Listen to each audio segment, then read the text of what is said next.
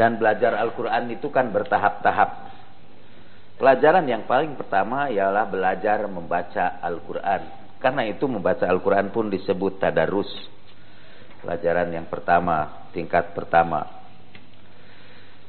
Kalau lebih tinggi lagi, mempelajari makna ayat-ayat Al-Quran itu. Dengan mempelajari terjemahnya lah paling tidak. Lalu tahap yang ketiga lagi, mencoba memahami tafsir Al-Quran itu. Dan sekarang kita mencoba untuk memahami maknanya. Yang akan kita bahas adalah surat Al-Ahzab, surat 33, mulai ayat 56, 57, 58. 3 ayat.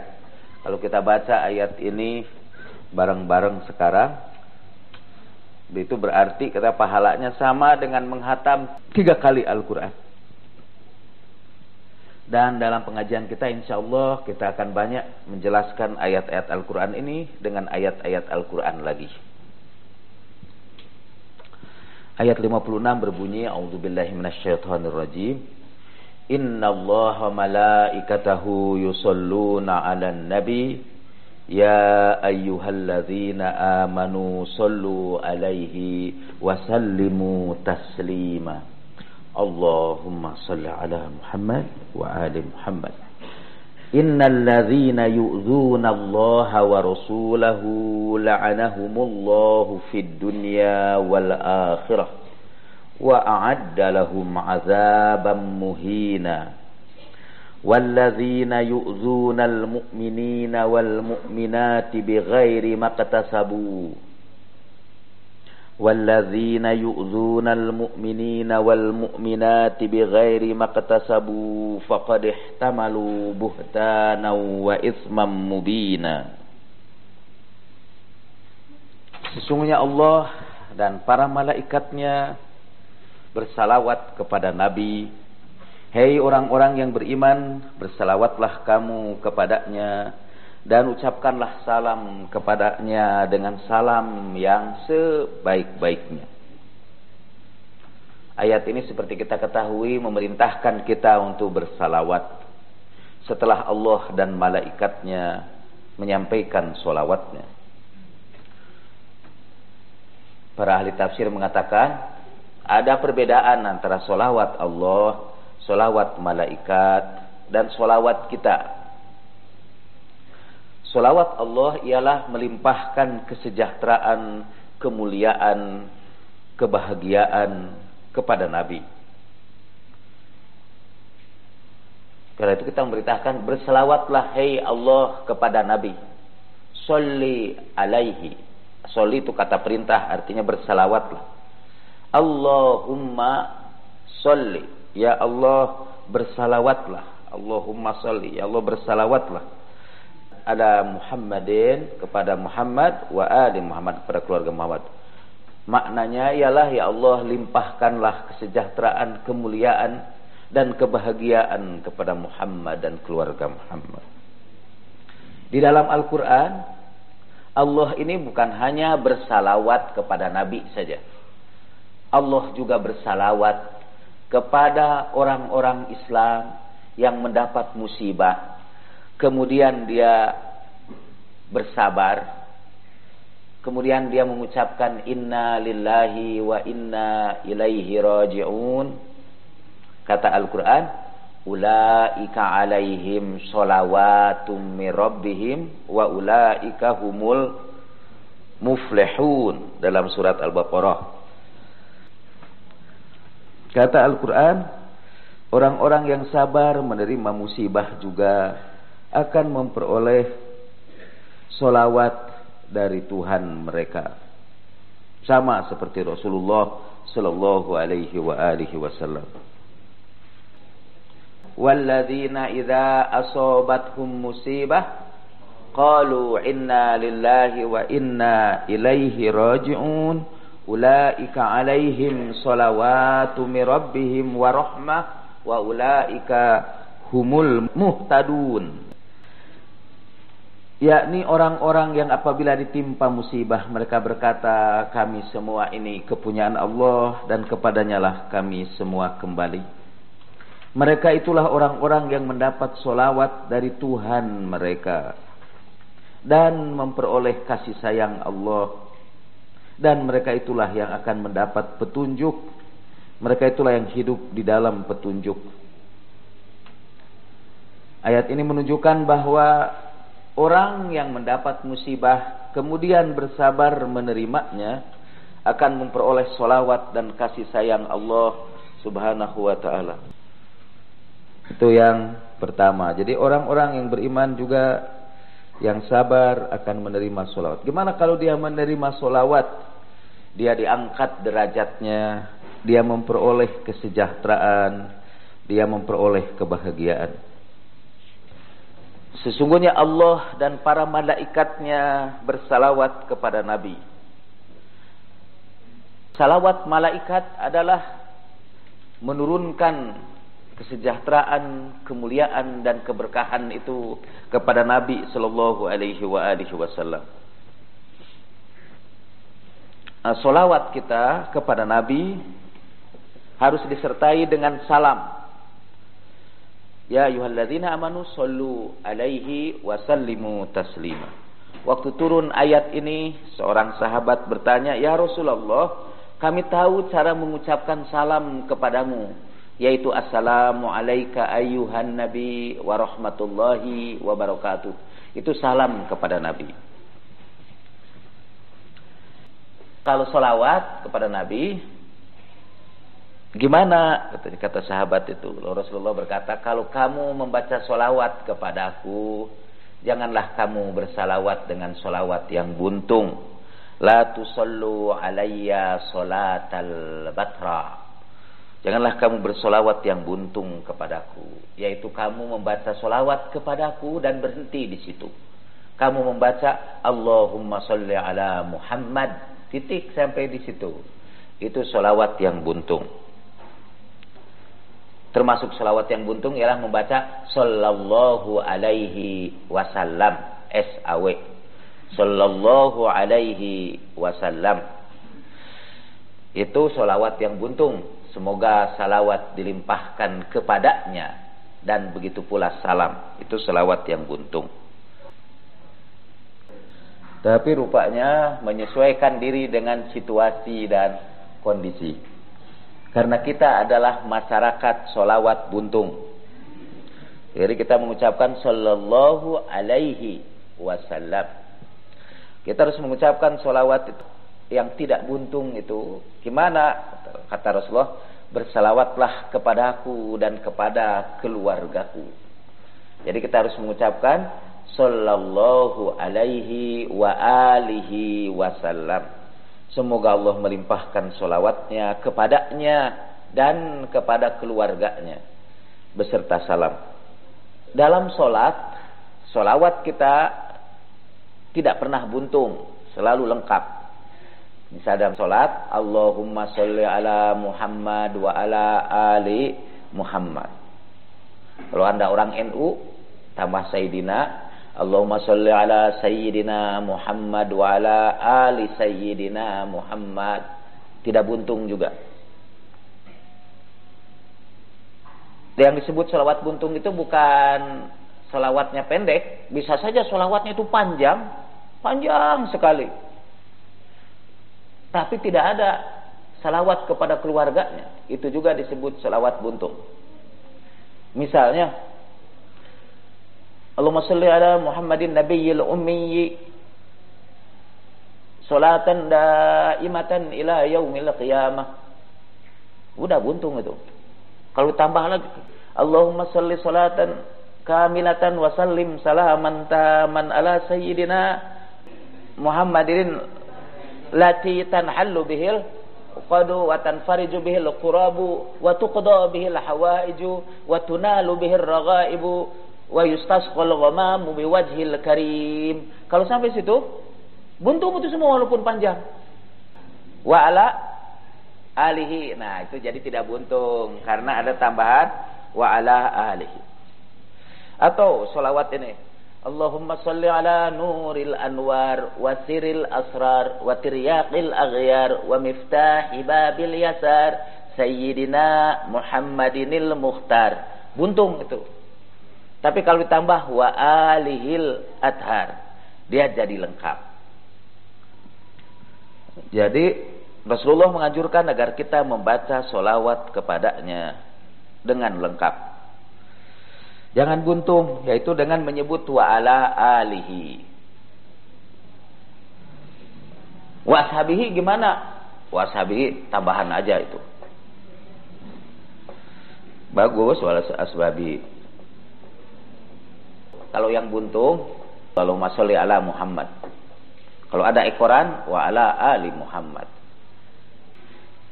Dan kita boleh menghadiahkan sholawat sebagai ucapan doa kita kepada sesama kaum muslimin. Allah saja kan menyampaikan sholawat bagi kaum mukminin yang sabar itu tadi.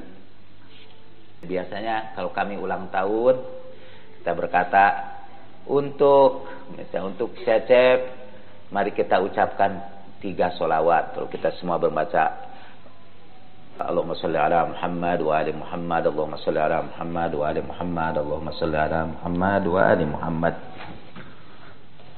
Kalau orang di Iran naik bis, selalu ada yang berteriak pakai bahasa Persia, baroye saudate wa najatemo se solawat atau yek solawat.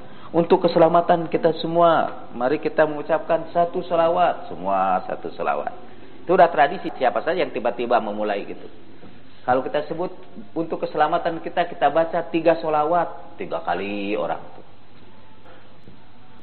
Inna Allaha malaikatahu yusalluna 'alan nabiy ya ayyuhalladzina amanu sallu 'alaihi wa sallimu taslima.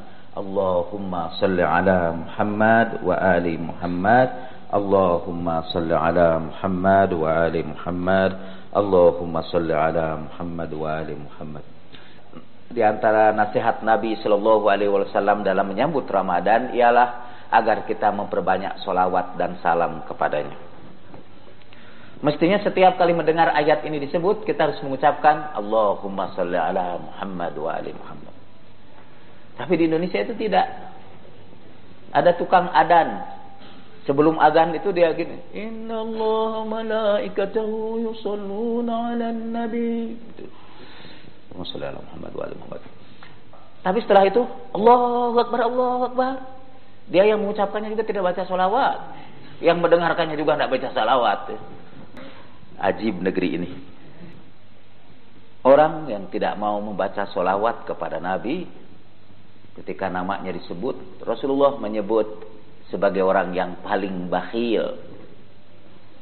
Masa itu berterima kasih kepada Nabi disuruh baca sholawat saja nggak mau, itu bakhil. Bukan saja bakhil, orang yang tidak mau bersalawat kepada Nabi itu juga orang yang menyakiti hati Nabi. Karena itu ayat berikutnya Allah berfirman, Innalladzina yu'dzunallaha wa rasulah. Barang siapa yang menyakiti Allah dan Rasulnya, la'anahumullahu fid dunya wal akhirah. Allah melaknat mereka di dunia dan di akhirat. Wa'adda lahum adzabam muhina. Dan Allah persiapkan kepada mereka azab yang penuh kehinaan, azab yang menghinakan. Sebelum saya melanjutkan pembicaraan tentang orang-orang yang menyakiti Allah dan Rasulnya, Allah laknat dia di dunia dan di akhirat, dan Allah persiapkan baginya azab yang sangat menghinakan. Dan orang-orang yang menyakiti hati orang yang beriman, laki-laki dan perempuan, dengan tuduhan melakukan sesuatu yang tidak mereka lakukan, bighairi maktasabu faqad ihtamalu buhtanan. Dia sudah memikul dosa besar, fitnah yang besar, wa ismam mubina, dan dosa yang sangat nyata. Buhtan kata artinya kadzban fadhi'a, kebohongan yang keji. Itu yang kita sebut fitnah. Dalam bahasa Arab, terjemahan fitnah dalam bahasa Arab itu buhtan. Kalau fitnah dalam bahasa Arab diartikan ke dalam bahasa Indonesia jadi ujian, jadi cobaan. Seringkali terjadi perubahan makna dari makna aslinya dalam bahasa Arab kepada makna turunannya dalam bahasa Indonesia. Nah, sebelum meneruskan membahas ayat ini, di bulan puasa kita mendengar tentang berbagai keutamaan orang yang berpuasa. Bahwa tidurnya orang puasa itu ibadah, diamnya tasbih, doa-doanya diijabah, amal-amalnya dilipat gandakan. Dan buat orang puasa pada waktu bukanya ada doa yang tidak pernah ditolak Tuhan. Jadi setiap kali kita berbuka, kita berdoa, doanya diijabah Allah Subhanahu wa taala. Orang puasa, kata Rasulullah, selalu beribadah kepada Allah walaupun dia tidur di atas ranjangnya. Selama dia tidak mempergunjingkan orang-orang Islam.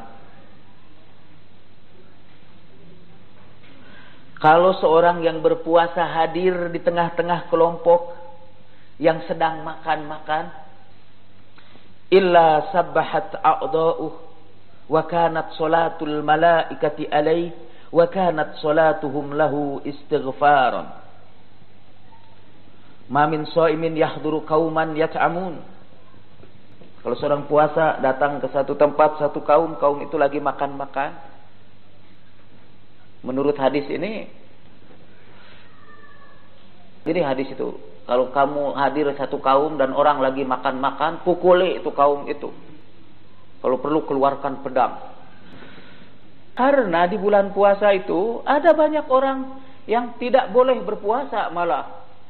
Dan mereka tentu harus diberi kesempatan makan. Orang yang sedang berada dalam perjalanan itu tidak boleh berpuasa. Dulu saya sengsara betul. Ketika pergi ke Jakarta, saya anggap perjalanan. Pergi ke Jakarta itu sehari suntuk saya kerja di Jakarta, lapar betul dan tidak puasa kan? Karena dalam perjalanan. Dan tidak ada yang menjamu saya itu. Karena tadi itu di Indonesia itu ada salah satu ciri kesalehan, yaitu menangkapi orang yang berdagang makanan di waktu siang hari di bulan puasa. Atau mengguling-gulingkan, membolak-balikan dagangannya. Saya kemarin baru dengar cerita dari seseorang di Bintaro tentang sekelompok orang Islam yang masuk ke hotel, lalu ada orang Amerika lagi makan di Solo, katanya itu kejadiannya. Orang Amerika lagi makan, tiba-tiba orang terkejut, orang pakai berjubah, pedangnya diberikan kepada makanan dia. Udah, kalaupun dia makan, seleranya hilang semua. Padahal orang Amerika kan tidak wajib puasa karena dia berada di dalam perjalanan. Nah, dalam hadis ini, kalau seseorang sedang puasa dan datang kepada satu kaum yang sedang makan, dia tidak ikut makan tentu. Karena puasa. Illa sabbahat a'dha'uh, maka seluruh anggota badannya akan bertasbih.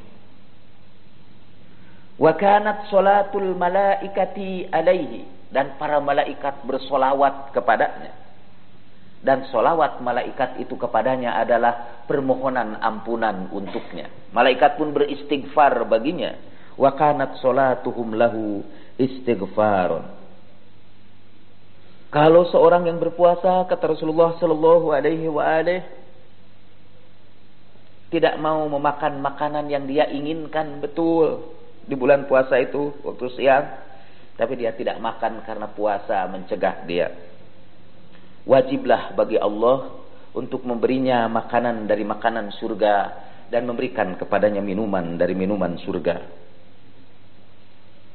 Bagi orang yang berpuasa ada dua kebahagiaan. Kebahagiaan pada waktu berbuka dan kebahagiaan pada waktu bertemu dengan Tuhannya.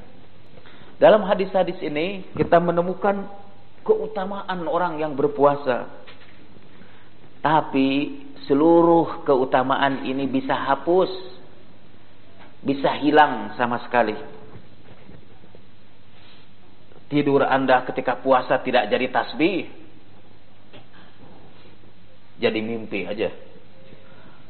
Diam Anda tidak jadi tasbih, doa Anda tidak diijabah, amal Anda tidak dilipat gandakan, bahkan Anda tidak memperoleh pahala apapun dari puasa Anda. Seluruh pahala puasa itu hilang saja. Karena sesuatu hal yang ingin kita bahas sekarang ini.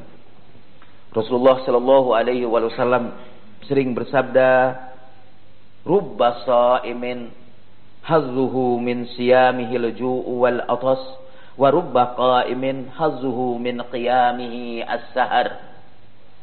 Banyak sekali orang yang berpuasa yang tidak memperoleh bagian apa-apa dari puasanya kecuali lapar dan dahaga saja. Dan kebagian apa? Cuma lapar dan dahaga saja. Dan banyak juga orang yang salat malam di bulan puasa itu tidak kebagian apa-apa kecuali melek saja. Kecuali tidak tidur aja.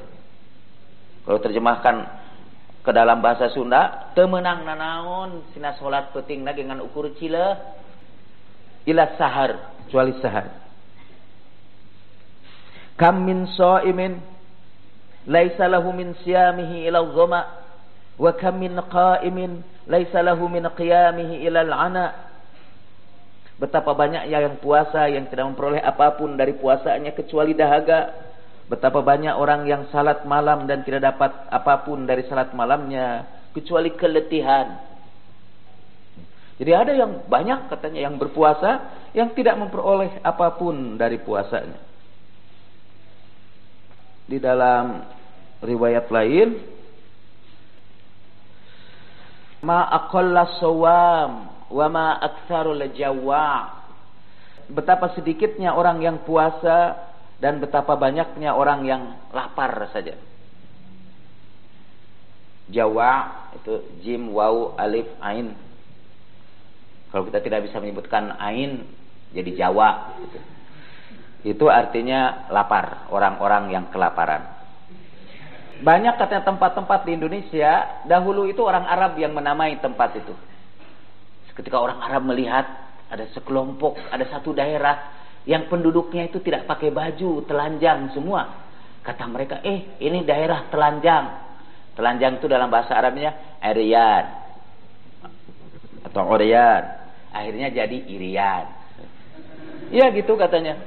Irian itu artinya telanjang.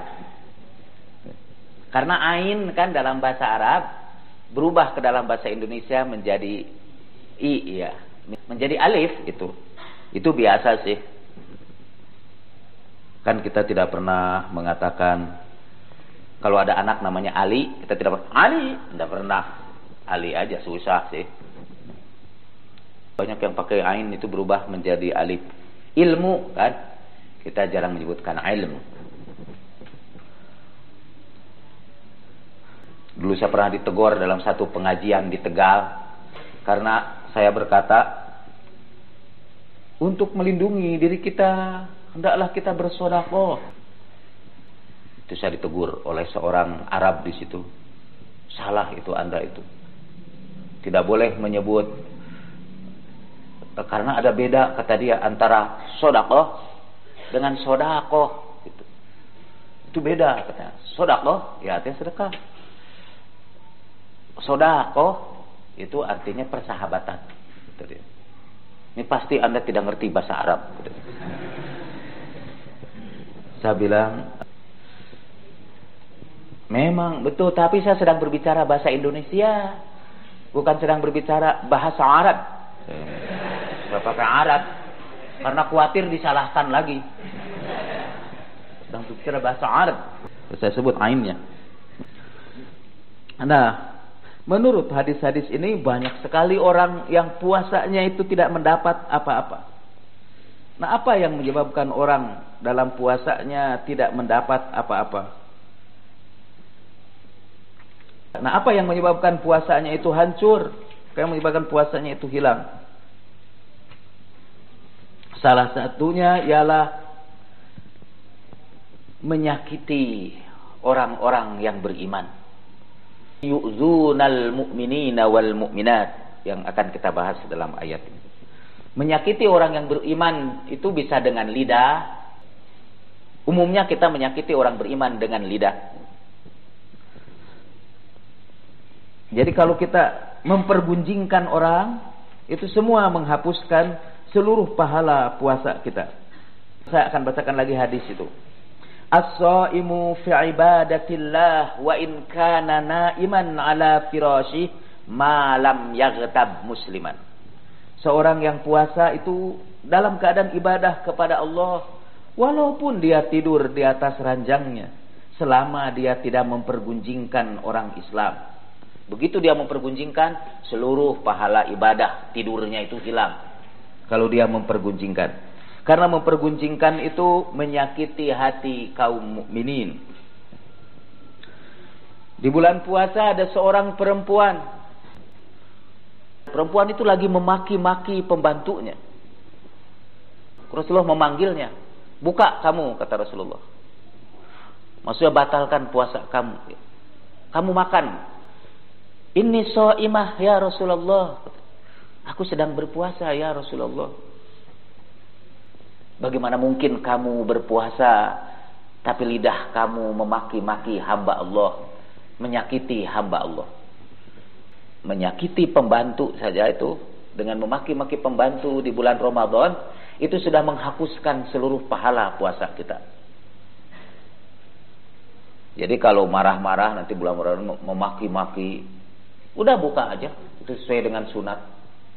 Anda ini yang puasa terpaksa, ini terutama yang muda-muda kalau puasanya terpaksa, bertengkar aja, marahi orang lain, dan setelah itu buka. Nanti kalau ditegur, Rasulullah juga nyuruh buka kalau kita memaki-maki orang lain itu. Dan karena tidak ada gunanya puasa kita itu, hapus seluruh amalan puasa kita. Ini benar, ini sunnah Rasulullah juga. Lalu Anda buka aja. Kalau ngomong yang menyakiti hati orang lain itu Anda buka, dan setelah buka nanti Anda harus mengqadha puasa yang batal waktu itu dengan puasa 2 bulan terus menerus. Dalam puasa 2 bulan itu tentu tidak boleh bertengkar lagi. Nanti kelipatan berapa itu? Dalam matematika yang disebut permutasi. Perlipatannya itu eksponensial. Udah eksponensial lagi kan? Jadi yang menyakiti hati orang lain itu menyebabkan terhapusnya seluruh amal ibadah kita. Kembali kepada ayat Al-Quran itu.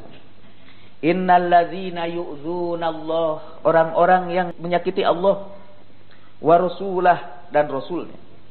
Para ahli tafsir membahas apa yang dimaksud dengan menyakiti Allah, karena Allah tidak pernah sakit hati. Menyakiti Allah berarti berbuat sesuatu yang mengundang kemurkaan Allah Subhanahu wa ta'ala. Menyakiti itu di dalam bahasa Arabnya yu'zuna. Orang-orang yang menyakiti itu berasal dari kata aza, yu'zi, azan atau izan. Asal katanya masdarnya aza.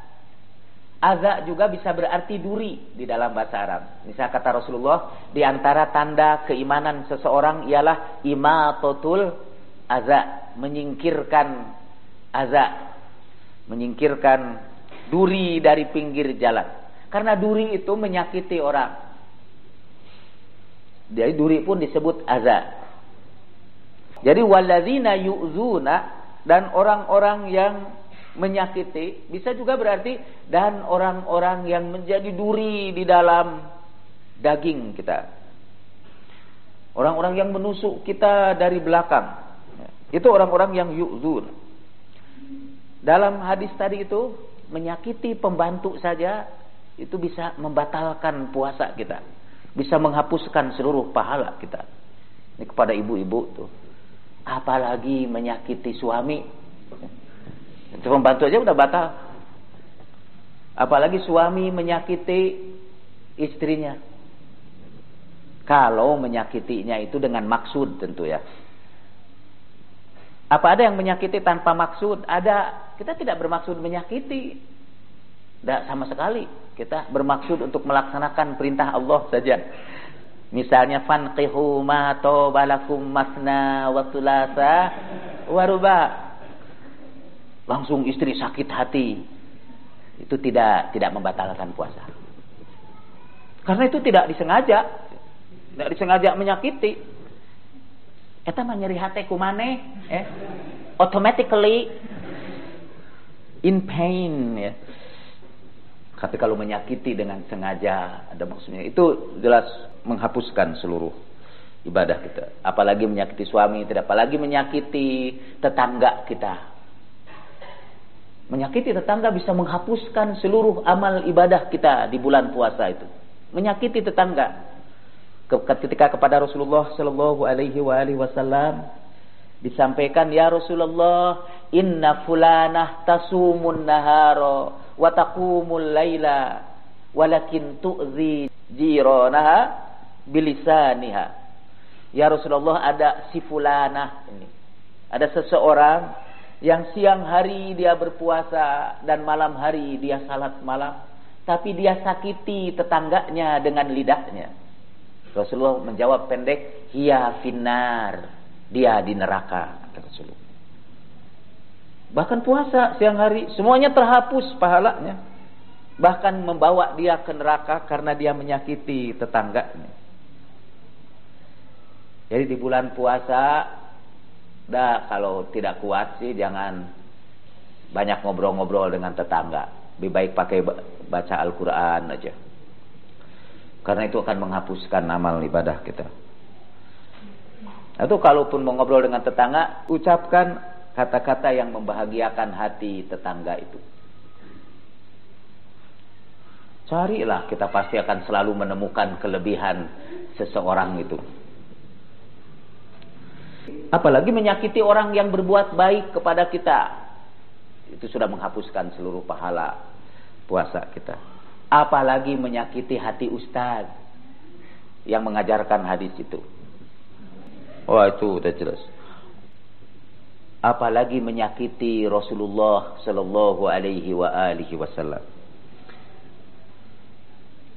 Di dalam sebuah hadis disebutkan, barang siapa yang duduk dengan seorang alim, man jalasal ulama, siapa yang duduk bersama ulama,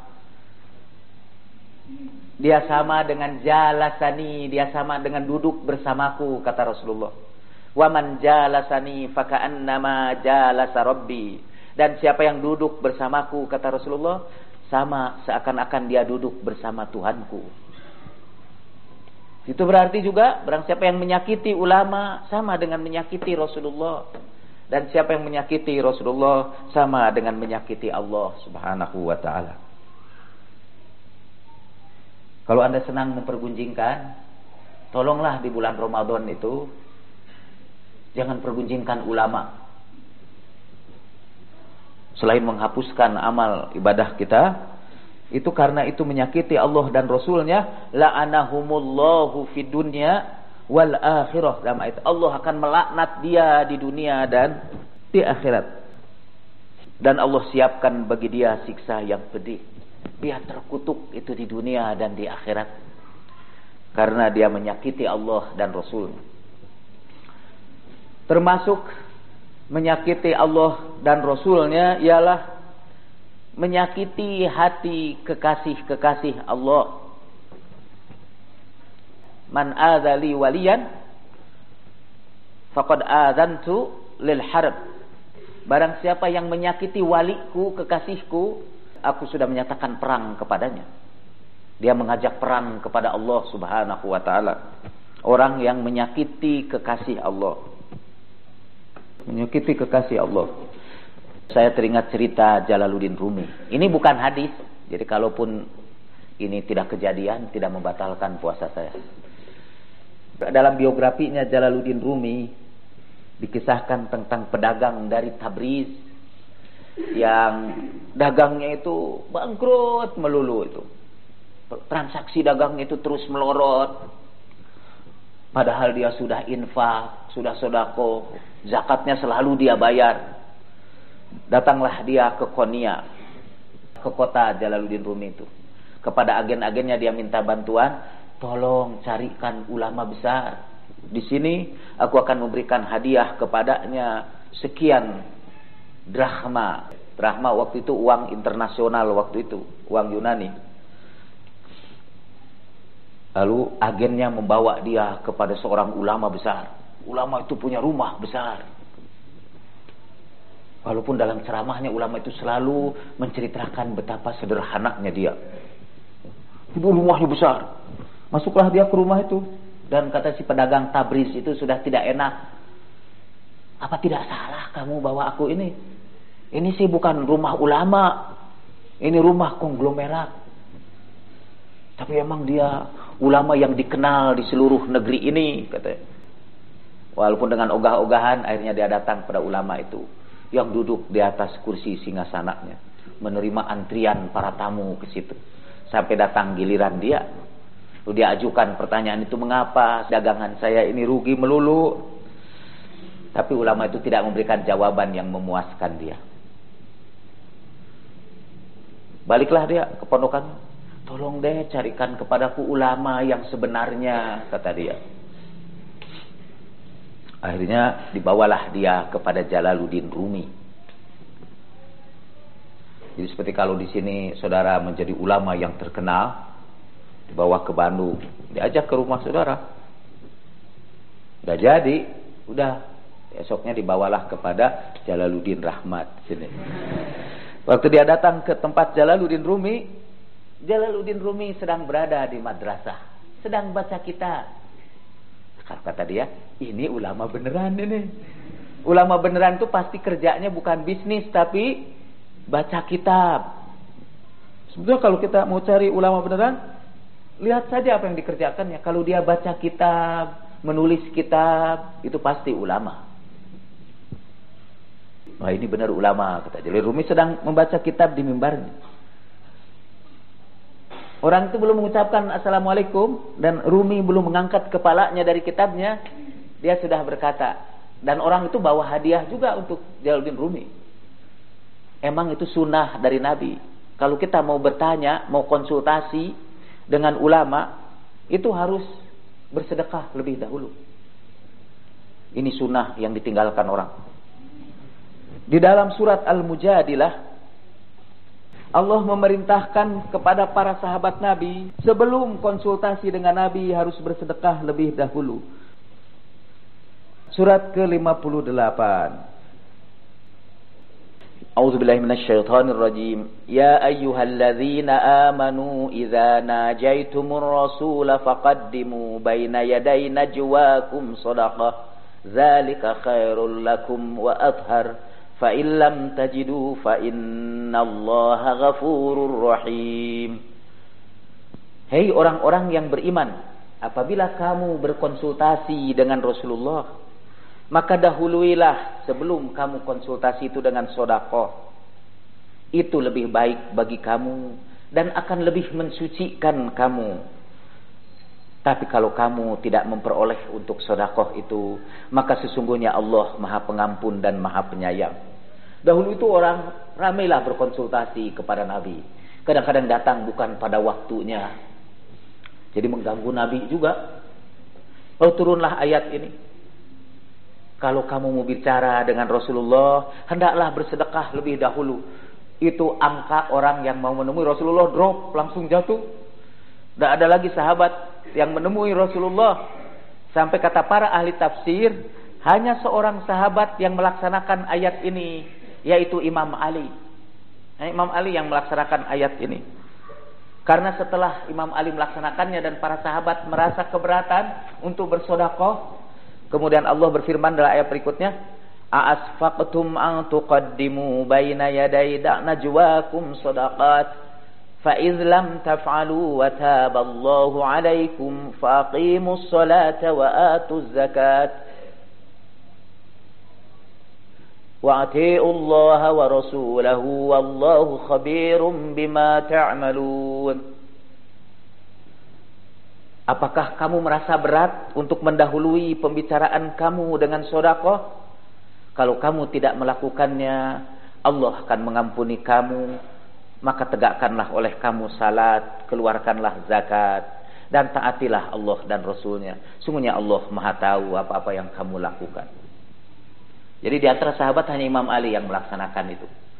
kalau kita semua mengaku pengikut Imam Ali, maka janganlah Anda berkonsultasi sama saya sebelum membayarkan sedekah dulu.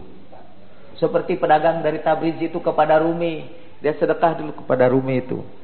Tapi waktu itu Jalaluddin Rumi sudah tahu, aku sudah tahu berapa uang yang kamu bawa itu. Sedekahkanlah itu kepada fakir miskin.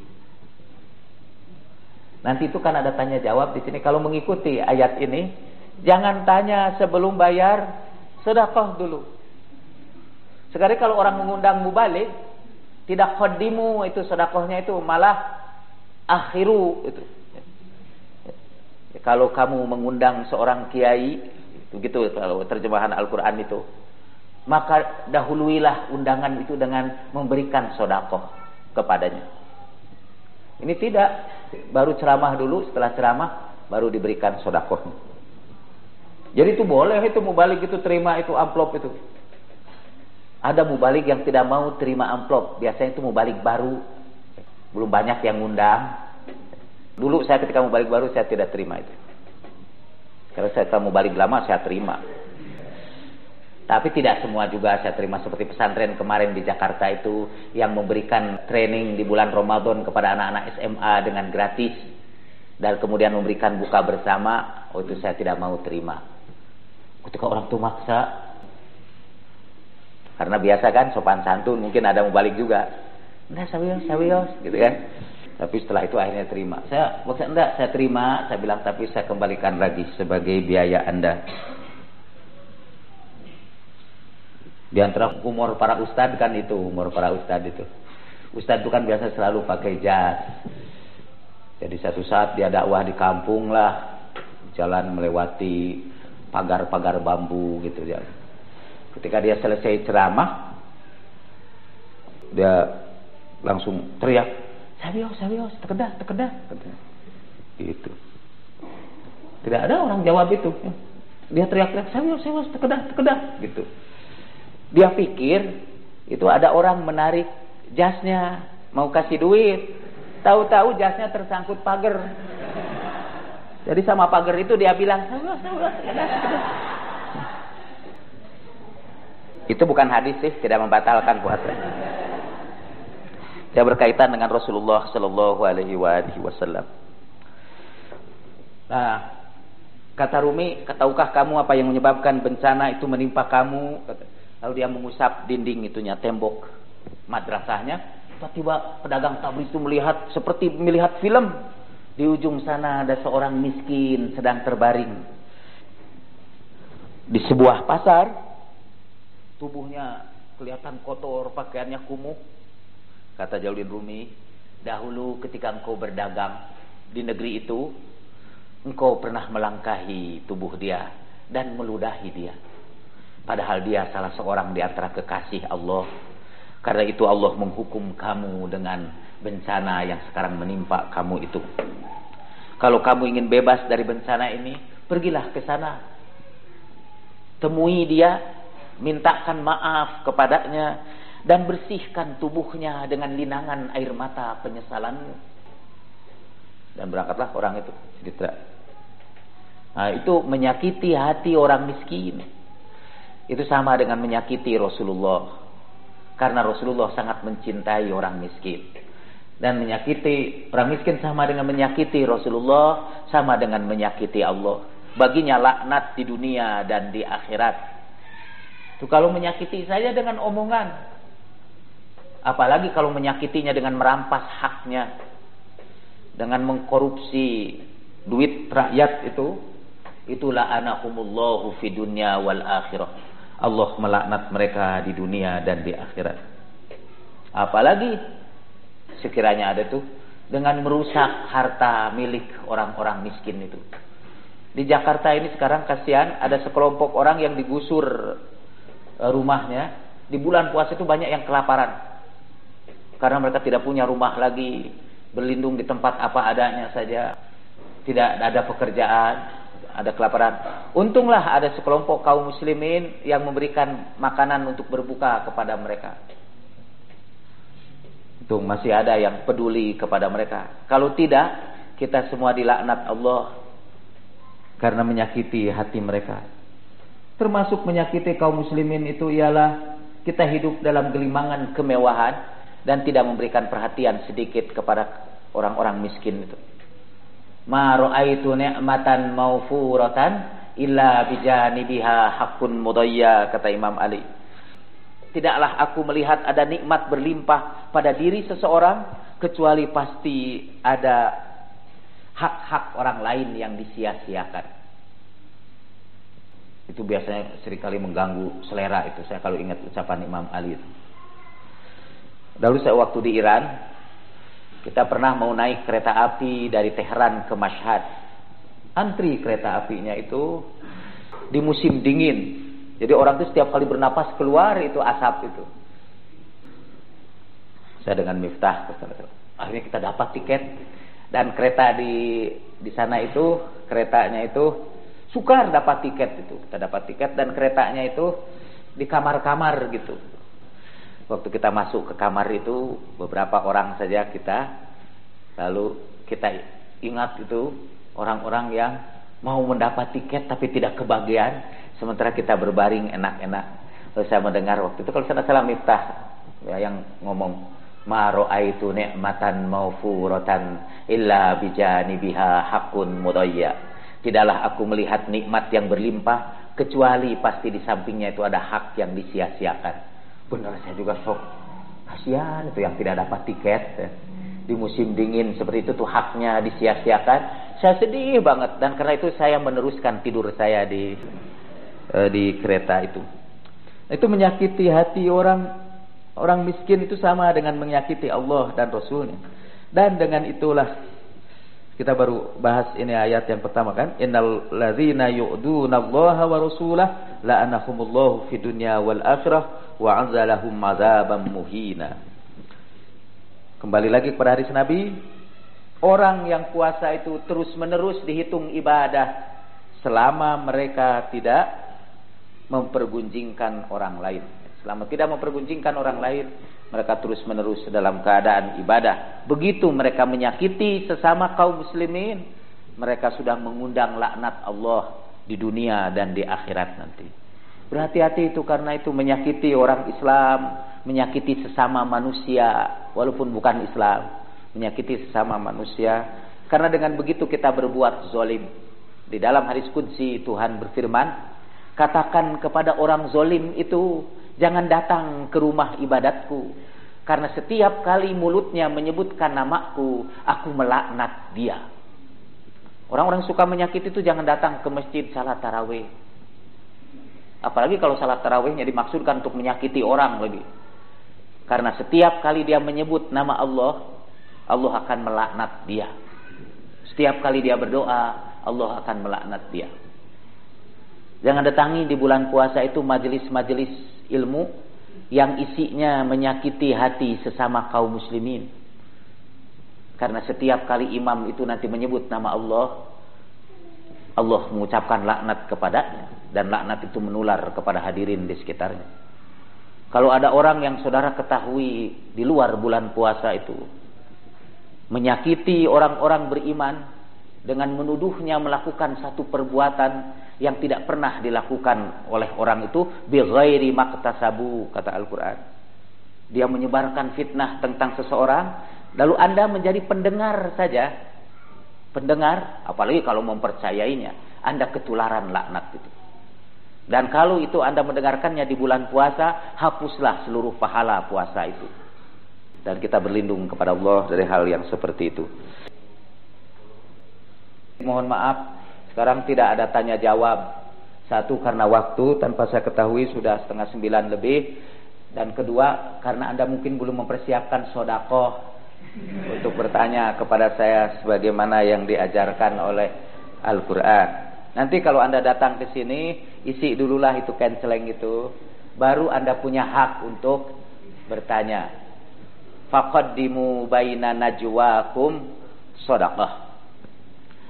Marilah kita akhiri dengan doa Imam Ali Zainal Abidin di dalam bulan Ramadan ini. Pertama-tama mari kita doakan semua orang yang sakit di antara keluarga kita. Mudah-mudahan Allah mempercepat penyembuhannya. atau membawanya kepada kasih sayangnya. Kita doakan juga orang-orang yang mempunyai hajat-hajat kepada Allah Subhanahu wa taala, baik untuk urusan dunia mereka maupun untuk urusan akhiratnya. Sekiranya hajat itu mendatangkan kemaslahatan kepada mereka dan memperoleh ridho Allah Subhanahu wa taala dengan keberkahan bulan Ramadan, mudah-mudahan Allah memenuhi hajat-hajat itu. Ala hadhihi niyyah wa kulli niyyatin shalihatin ziyadatan fi sarafin nabiyil mustafa Rasulillah sallallahu alaihi wa alihi. Al-Fatihah. A'udzubillahi minasyaitonir rajim. Bismillahirrahmanirrahim. Alhamdulillahirabbil alamin arrahmanir rahim maliki yaumiddin. Iyyaka na'budu wa iyyaka nasta'in ihdinas siratal mustaqim siratal ladzina an'amta 'alaihim ghairil maghdubi 'alaihim waladdallin. Inna Allah malaikatahu yusalluna 'alan nabi ya ayyuhalladzina amanu sallu 'alaihi wa sallimu taslima. Allahumma salli 'ala Muhammad wa ali Muhammad. Allahumma salli 'ala Muhammad wa ali Muhammad. Allahumma salli 'ala Muhammad wa ali Muhammad. Allahumma ja'alna minal ladzina da'buhum al-irtiyahu ilaika wal hanin wa daidanuhum az-zafaratu wal anin jibahuhum sajidatun fi ta'atik wa uyunuhum dami'atun fi khidmatik. Ya Allah, ya Tuhan kami, jadikanlah kami orang-orang yang kebiasaannya itu menentramkan dan melembutkan hatinya di hadapan-Mu.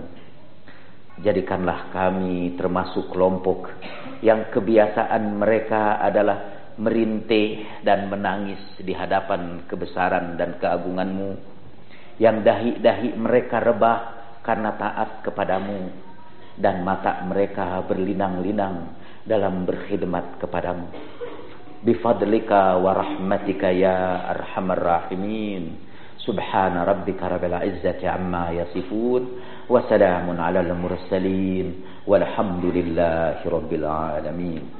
Assalamualaikum warahmatullahi wabarakatuh.